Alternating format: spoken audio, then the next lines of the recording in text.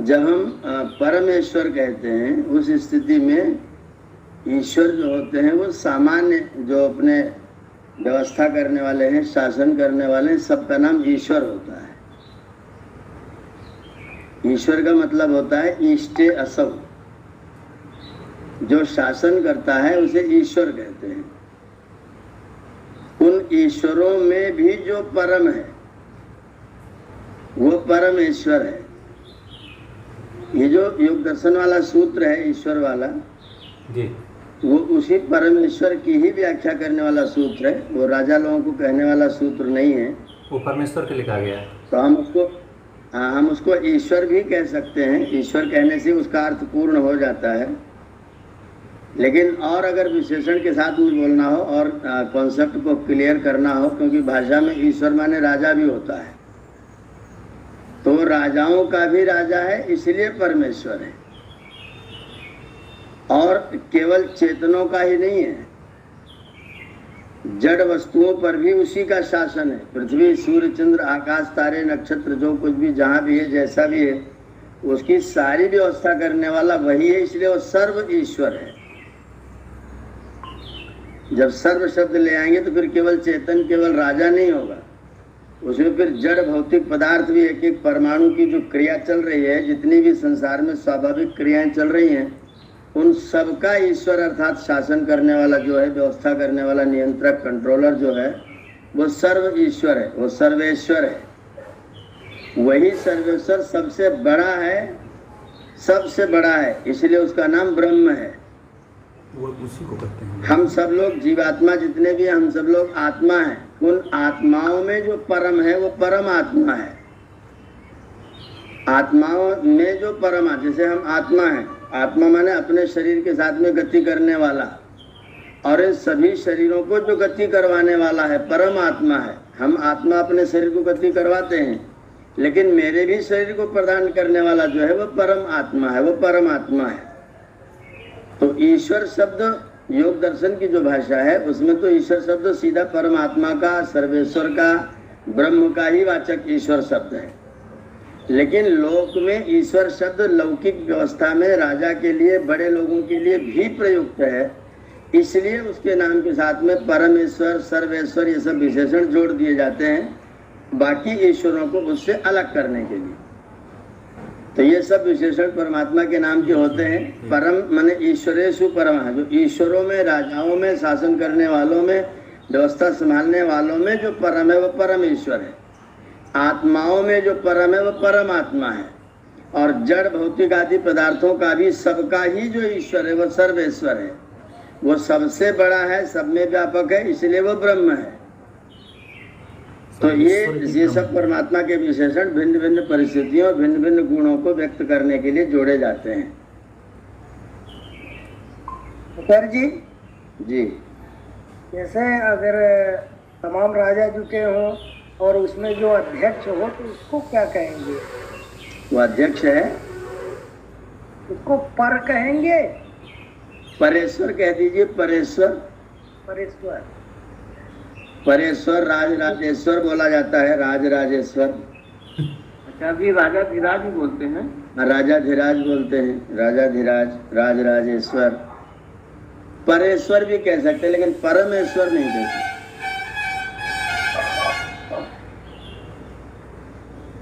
आचार्य जी, दो नाम और हैं जिनके अर्थ बड़े समानार्थक लगते हैं, तो थोड़ा सा अंतर इनमें स्पष्ट कीजिए।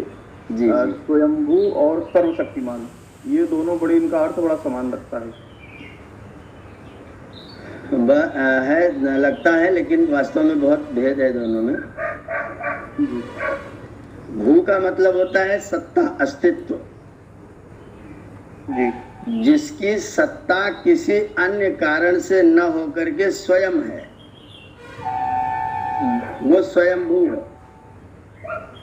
जैसे हम शरीर में हैं तो हमारी सत्ता ईश्वर के कारण से है, शरीर से पृथक हो जाते हैं तो भी हम ईश्वर की ही सत्ता में रहते हैं। लेकिन परमात्मा की जो अपनी सत्ता है, जो उसका अपना अस्तित्व है, वो किसी और कारण से नहीं है, ना तो उसका कोई निमित्त कारण है, ना तो उसका कोई उपादान कारण है, इसलिए वो स्वयं भू है। जी। और वह जो स्वयंभू है, जिसकी सत्ता स्वयं से है, उस सत्ता के अंदर इतनी शक्तियां हैं कि वो अपने कार्यों में किसी की सहायता नहीं मांगता, अपनी शक्ति से ही सारे कार्यों को संपन्न करता है। इसीलिए वो सर्वशक्तिमान है। ठीक है। तो जो स्वयंभू है वो तो अस्तित्व के लिए स्वयंभू है, लेकिन जो सर्वशक्तिमान है वो उस अस्तित्व के अंदर उसकी इतनी शक्ति है कि अपने कार्यों में उसको किसी की सहायता की आवश्यकता नहीं होती है। जी, यह है दोनों में अंतर। जी अच्छा जी, बहुत बढ़िया।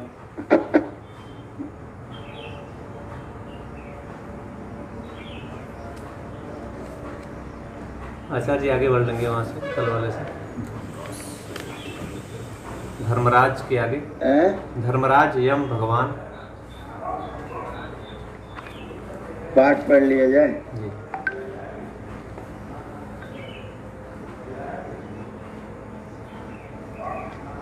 पाठ को देख लीजिए। हमारे आनंद मुनि जी गए आज बनारस, उनको छोड़ने में चला गया था। जी।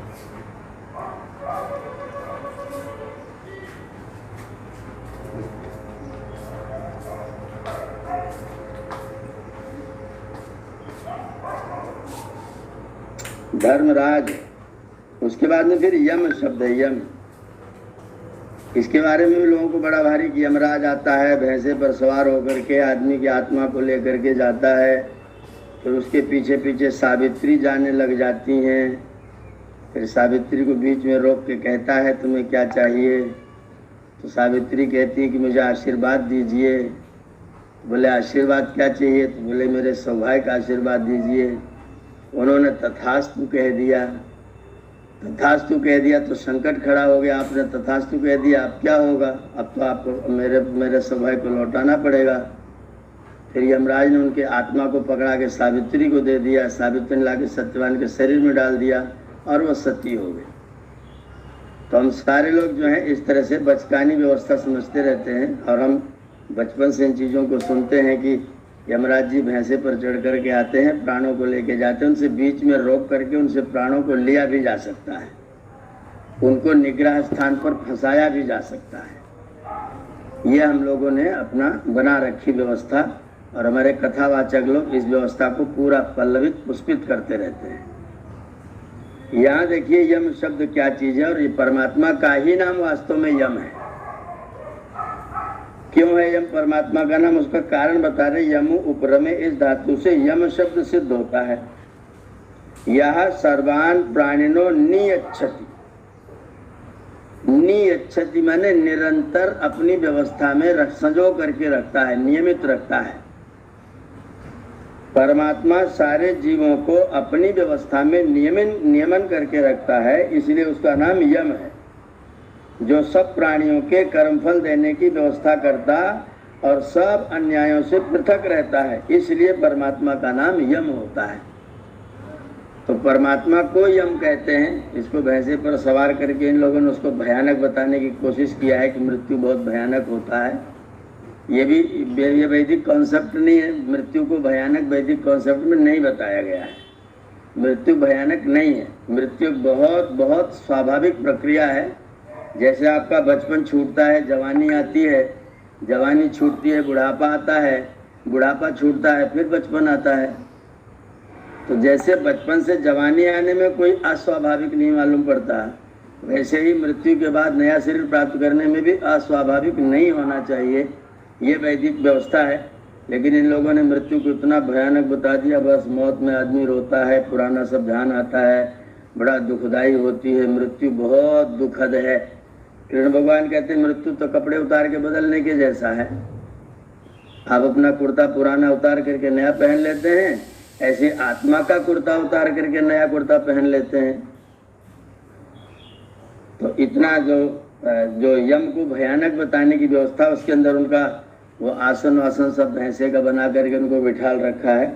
ऐसा कुछ नहीं है। जो संसार के कर्म फलों को नियमित करके व्यवस्थित करता है, इसलिए परमात्मा का नाम यम है। और इसको जो अपनी 3 श्रेणियां बांट रहे हैं, उसमें इसको हम लोग मकार में सम्मिलित करेंगे। यम को नियंत्रण करता है, लोगों के कर्मफल की व्यवस्था करता है, इसलिए उस परमात्मा का नाम यम है और ये मकार के अंतर्गत समाहित है। भज सेवायाम धातु है, इस धातु से भग, इससे मतुप प्रत्यय होने से भगवान शब्द सिद्ध होता है। पहले भज सेवायाम धातु से भग बनाते हैं, इसका मतलब जिसका सब सेवन करते हैं उसे भग कहते हैं। जिसके बिना व्यक्ति का काम नहीं चलता, थोड़ा हो या कम, जिसकी आवश्यकता सभी को पड़ती है उसे कहते हैं भग। और वो भग जिसके पास में सबसे ज्यादा है वो भगवान परमात्मा है। साधारण जिनके पास कम कम है उनको भी हम भगवान कहते हैं, वो भी भगवान शब्द के द्वारा कहे जा सकते हैं, लेकिन फिर वही विशेषण आएगा जिसके पास में परम भग है, परम ऐश्वर्य है, वो भगवान माने परमात्मा है। और जिनके पास में सामान्य ऐश्वर्य है वो भगवान माने सांसारिक हम सब आप सब लोग हैं। तो भग इससे मतुप होने से भगवान शब्द सिद्ध होता है। भगः सकलैश्वर्यम सेवनम वा विद्यते यस्य, जिसके अंदर सकल ऐश्वर्य है और जिसका सब सेवन करते हैं, इसलिए उस परमात्मा का नाम भगवान भी है। जो समग्र ऐश्वर्य से युक्त व भजने के योग्य है, इसलिए उस ईश्वर का नाम भगवान है। ये भगवान है, ऐश्वर्यवान है, इसको हम लोग उकार में सम्मिलित करेंगे। ऐश्वर्यवान उसका स्वभाव है, तो उकार की श्रेणी में भगवान शब्द को डालिएगा। मन जाने धातु से मनु शब्द बनता है। यो मन्यते स मनु, जो मन्यते, मन्यते माने विचार करता है, चिंतन करता है और चिंतन पूर्वक सत्यासत्य में सत्य ही अपने कार्यों को करता है, व्यवस्थित अपने कार्यों को करता है, जो विज्ञानशील है और मानने योग्य है, इसलिए उस ईश्वर का नाम मनु है। वो विज्ञानशील है, मन्यते अवबुध्यते असव मनु, जो ज्ञान स्वरूप है वो परमात्मा मनु है। उसका प्रत्येक कार्य मनन पूर्वक है, बिना मनन का अविचारित कोई भी कार्य परमात्मा का नहीं है, सारे के सारे कार्य सुविचारित हैं, इसलिए परमात्मा का नाम मनु है। ये उकार के अंदर समाहित रहेगा। प्री पालन पूर्ण यो, इस धातु से पुरुष शब्द सिद्ध हुआ है। प्री पालन और पूर्ण, जिसके द्वारा पालन होता हो, जिसके द्वारा पूर्ति होती है, उसे कहते हैं पुरुष। यह स्वव्याप्त्या, जो अपनी व्याप्ति से चराचरम जगत प्रीणाति पूरयति वा, सारे जगत में खुद पूर्ण हो रहा है और सारे जगत को तृप्त करता रहता है, पूर्ण करता रहता है। पूर्णम अधः पूर्णम इदम, वह ईश्वर पूर्ण है, उसका यह जगत भी पूर्ण है। तो स्वयं पूर्ण होकर के जो दूसरों को पूर्ण करता रहता है, इसलिए उसका नाम पुरुष है।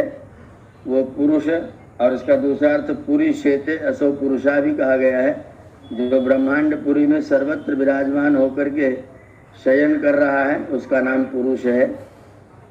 फिर दूसरा शब्द है विश्वम्भरा, पुरुष शब्द भी उकार के अंतर्गत समाहित रहेगा। विश्वम्भरा, विश्व पूर्वक इस धातु से विश्वम्भर शब्द सिद्ध होता है। भर धातु है, भ्री धारण पोषण यो, जो धारण करता है और पालन करता है, पोषण करता है और समस्त विश्व को करता है, इसलिए उसका नाम है विश्वम्भर। तो विश्वम्भर से यो विश्वम विभर्ति धरति पुष्णाति वा, जो समस्त विश्व को धारण करता है, पोषण करता है, पालन करता है। सह विश्वम्भरः जगदीश्वरः, वह विश्वम्भर जगदीश है, परमात्मा है, जो जगत का धारण और पोषण करता है, इसलिए उस परमेश्वर का नाम विश्वम्भर है। तो विश्वम्भरति ये भी उकार के द्वारा गृहीत होगा। कल संख्याने, इस धातु से काल शब्द बना है। कलयति संख्याति सर्वान पदार्थान स काला, जो जगत के सब पदार्थों और जीवों की संख्या करता है। संख्या का मतलब गिनती करना नहीं है। सम माने अच्छा, ख्या माने कथन, ज्ञान, विचार। तो जो सारे जीवों के लिए जो उपयुक्त है वो कथन करता है, सारे जीवों के लिए जो उपयुक्त है उसको प्रदान करता है, और भली भांति सबकी गिनती भी रखता है, सबकी जानकारी रखता है, इसलिए उस परमात्मा का नाम काल है। इसको मकार के अंदर ग्रहण करिएगा। सब लोगों को गिनती गिन गूंथ करके संभाल करके रखे रखता है, तो काल परमात्मा है, जो सब जगत के सब पदार्थ और जीवों की संख्या करता है, इसलिए उस परमेश्वर का नाम काल है। अंग्रेजी के धातु के अनुसार यहाँ कालेति सर्वान असौ कालः, जो हर व्यक्ति को अपने सब जीवों को हमेशा काल करता रहता है, लेकिन हम लोग उसका सारा मिश्र काल करते रहते हैं। वो हमेशा हमें काल करता रहता है और हम उसकी काल को हमेशा मिष्ट काल करते रहते हैं। वो सबको काल करता है, इसलिए परमात्मा का नाम काला है। वो सबको पुकारता रहता है। गलत कर्म करें तो भय शंका लज्जा पैदा करेगा, पुण्य कर्म करें तो आनंद उमंग उत्साह भरेगा और सबको सुबह शाम याद दिलाता रहता है कि संभलो, विचार करो, चिंतन करो, ठहरो।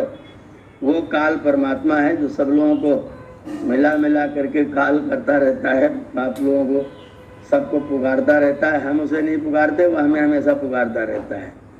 इसलिए परमात्मा का नाम काल भी है। शिशलरी विशेषण धातु से शेष शब्द होता है। ये भी बहुत प्रसिद्ध शब्द है और इसमें बहुत लोगों को भ्रम है, भयानक। शेष शब्द के ऊपर बहुत भ्रम फैलाया हुआ है लोगों ने। शिशलरी विशेषण इस धातु से शेष शब्द होता है। या शिष्यते सशेषा, जो उत्पत्ति और प्रलय से शेष, जो उत्पत्ति में उत्पन्न नहीं होता और प्रलय में प्रलय नहीं होता, जो हर स्थिति में बचा ही रहता है, इसलिए उस परमात्मा का नाम शेष है। हम लोगों ने शेष नाग साथ में लगा रखा है, विशेषण नाग का, और जैसे ही शेष नाग आता है तुरंत सीधा उसके फन की कल्पना होना शुरू हो जाती है। और हमारे जो पोंगा लोग हैं वो ये कहते भी हैं कि शेषनाग के फन पर धरती टिकी हुई है, और जब शेषनाग अपने फन को बदलते हैं धरती पर भूकंप आ जाता है। उनके 1000 फन हैं, तो एक फन पर वो थोड़े थोड़े समय के लिए धरती को धारण करता रहता है।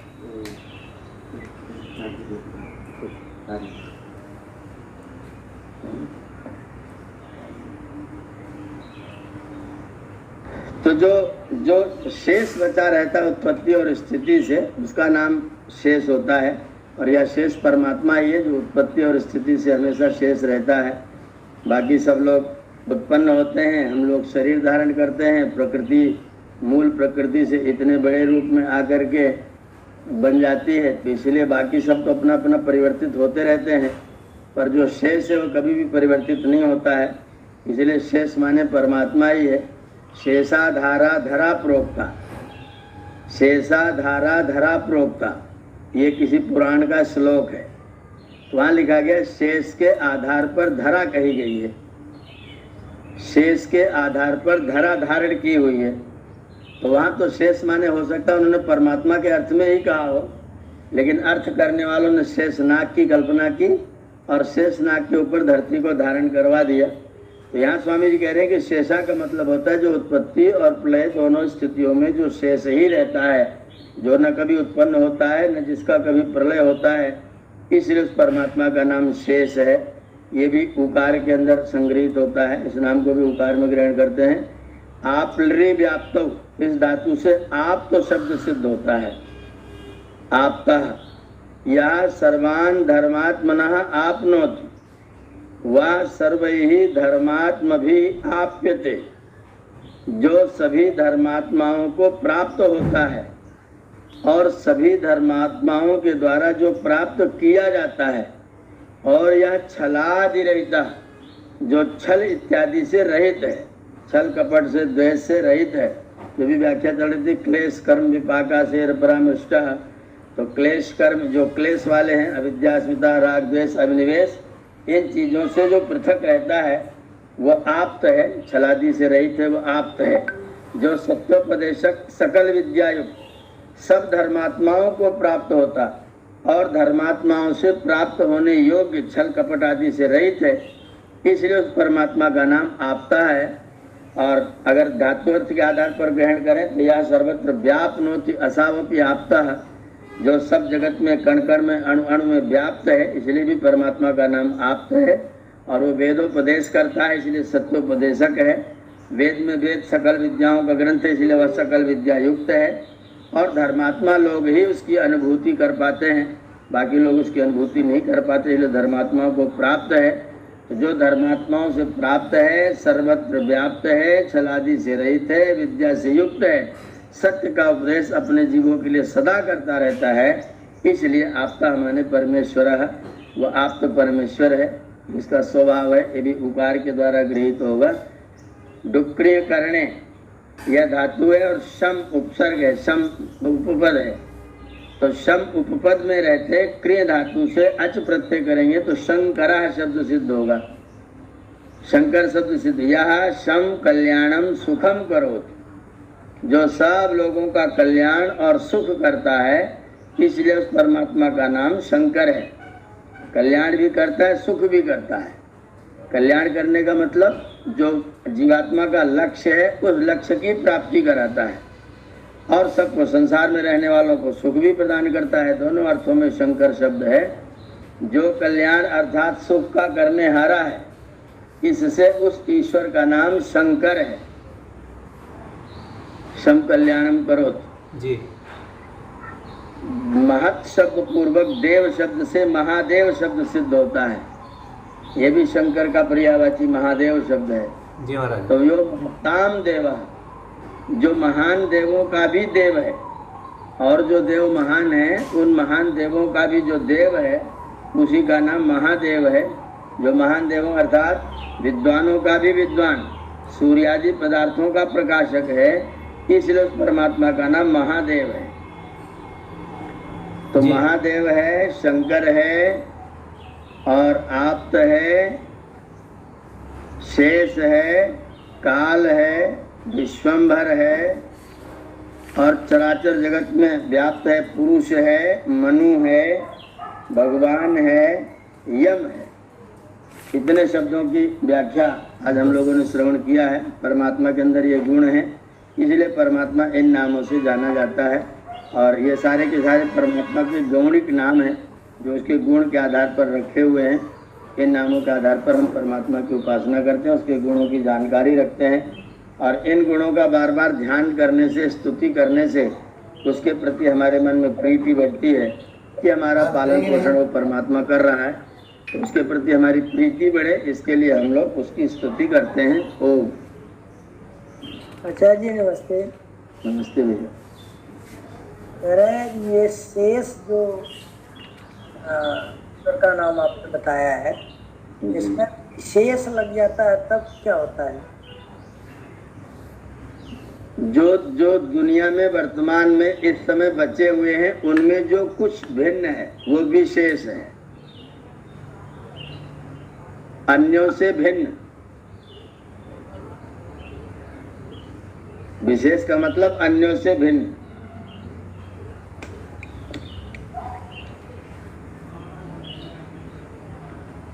जी। ओम आचार्य जी। जी। एक शंका थी, जैसे कि क्या ईश्वर मन वचन और कर्म से मुक्त है?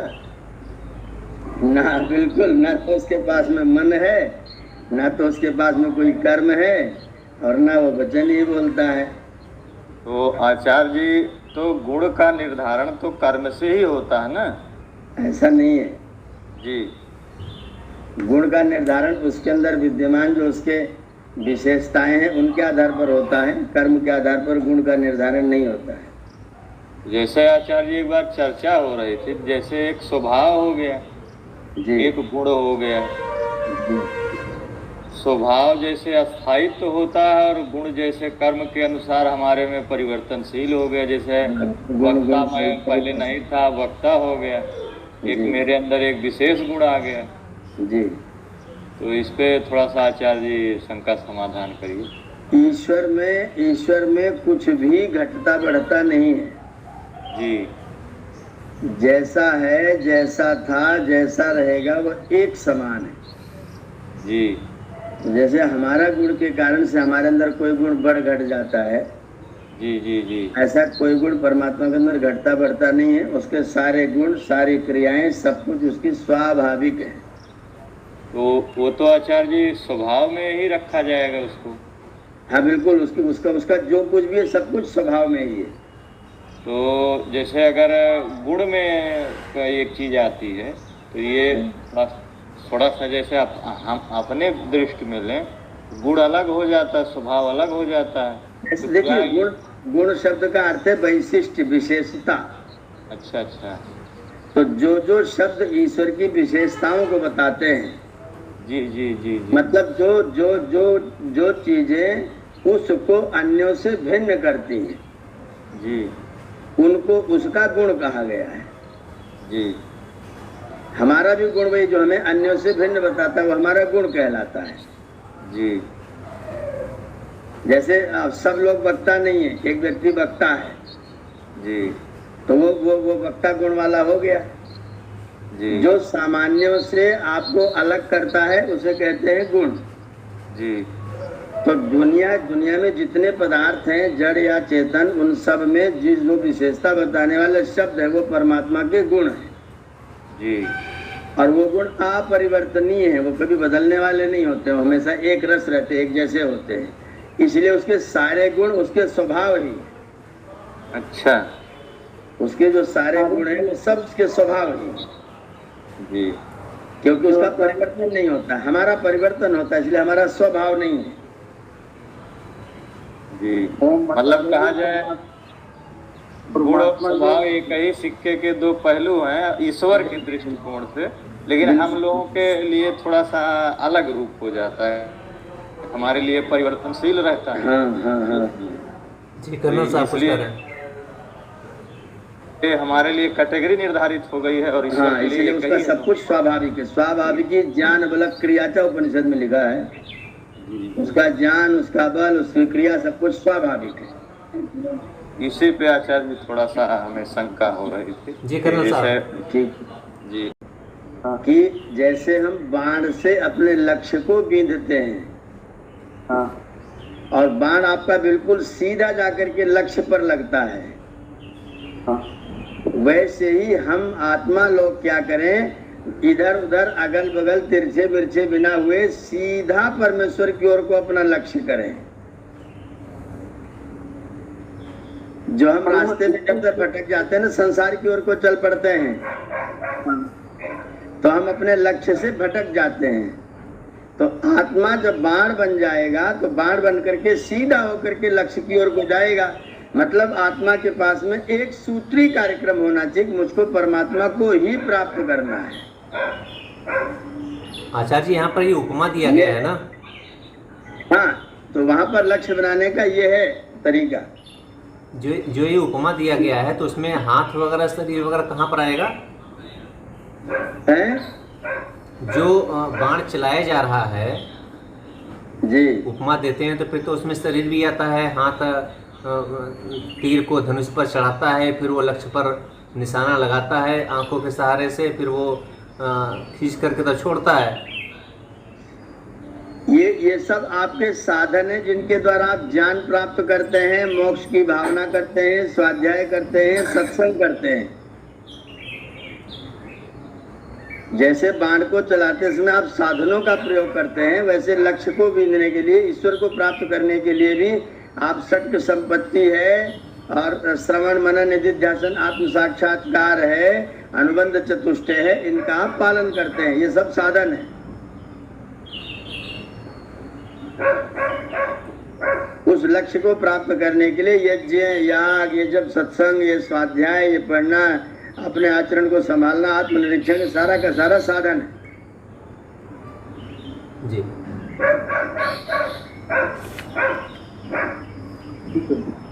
एक प्रश्न आचार्य जी इसमें आया, इसमें आप्त शब्द आया है जी, आप्त, और इसी सत्यार्थ प्रकाश ने महर्षि ने योगीराज श्री कृष्ण के चरित्र को समझाते हुए बताया कि वो आप्त पुरुष थे। लिखा सुनिए, उसमें लिखा है महाभारत में श्री कृष्ण का चरित्र आप्त पुरुषों के सदृश था। आप्त पुरुषों के सदृश, आप्त पुरुष नहीं। हाँ, ये ऋषि का शब्द है। हाँ। श्री कृष्ण का चरित्र आप्त पुरुषों के सदृश था, मतलब जैसा आचरण आप्त को करना चाहिए वैसा ही आचरण श्री कृष्ण का था। आप्त पुरुषों के सदृश हुआ तो आप्त पुरुष और कौन है? आप्त पुरुष श्री राम भी है। आप ये अपने जो गौतम, कपिल, कणाद, जैमिनी, कात्यायन, याज्ञवल्क्य, ये सब आप्त पुरुष है।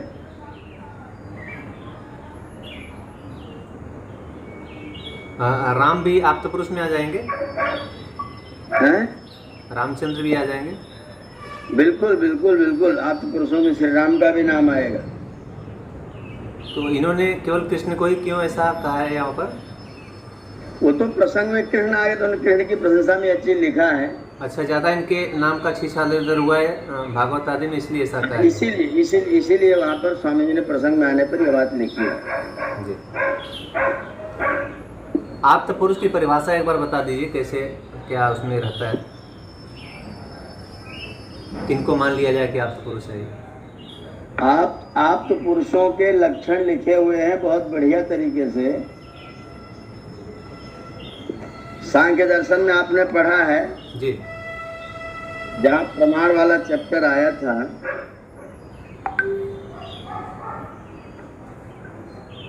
तीन प्रमाण आए थे। उन तीन प्रमाणों में आत्म पुरुषों का सदृश लक्षण बताया गया था।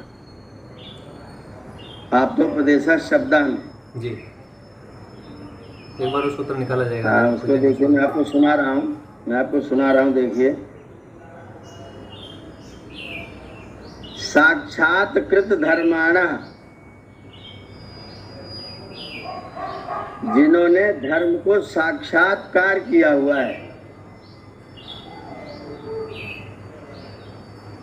और जो सर्वज्ञ है, जो ईश्वर एक तो पहला आप तो है, और दूसरा जिसने धर्म को साक्षात्कार किया हुआ है, उनको आप तो कहा गया है। जी, लिखा साक्षात्कृत धर्माणो विद्या निष्णात, जिन्होंने धर्म को साक्षात करने का मतलब जिनके जीवन में धर्म रच बस गया है, वे आप हैं। और धर्म क्या है? साथ में धर्म की परिभाषा तो आई जाएगी, धर्म रच बस गया अगर उनके अंदर तो। धर्म है ये तो अभ्युदय निश्रेय सिद्धि ऐसा कर्तव्य जी, वैसे सीखा जाएगा पूरा, जिसके द्वारा लौकिक और आध्यात्मिक दोनों प्रकार की उन्नतियां होती हैं, उसको धर्म, ऐसे आचरण का नाम धर्म है। जिसका लक्षण है धैर्य, क्षमा, दमन, आस्तेय, शौच, इंद्रिय निग्रह, धी, विद्या, सत्य, अक्रोध, ये उसके लक्षण हैं। जिनके अंदर ये ना हो, क्रोध ना हो, विद्या हो, बुद्धि हो, धैर्य हो, क्षमा हो, दमन हो, इंद्रिय निग्रह हो, वे सब लोग धर्म का पालन करने वाले लोग हैं। इसमें से कोई एक गुण, और जिन्होंने धर्म का साक्षात्कार कर लिया वे आप तो हैं। दुर्गेश जी कह रहे हैं इसमें से कोई एक गुण की सभी गुण? आप धैर्य धारण करिए, उसके बाद गुस्सा करके दिखाइए। वो जुड़े हुए, आपस में सब जुड़े ही हैं। एक को ठीक से पूरा करेंगे तो बाकी भी पूरे हो ही जाए। कोई एक रह ही नहीं सकता, रहेंगे पूरा परिवार रहेगा। कोई एक रह ही, अगर आप अहिंसा का पालन करेंगे तो सत्य, अस्तेय, ब्रह्मचर्य, परिग्रह अपने आप आपके साथ आके जुड़ जाएंगे। वो पूरी तरह से होना चाहिए, मतलब वो उसका घटित। हाँ, आप अकेले धैर्य धारण हो जाए तो क्रोध होगा ही कैसे? फिर क्षमा करेंगे कैसे नहीं आप? तो इसलिए ये सब एक दूसरे के पूरक हैं, और एक दूसरे के बिना सब अधूरे रहते हैं। इसलिए सब पूरे के पूरे ही धारण करने पड़ेंगे।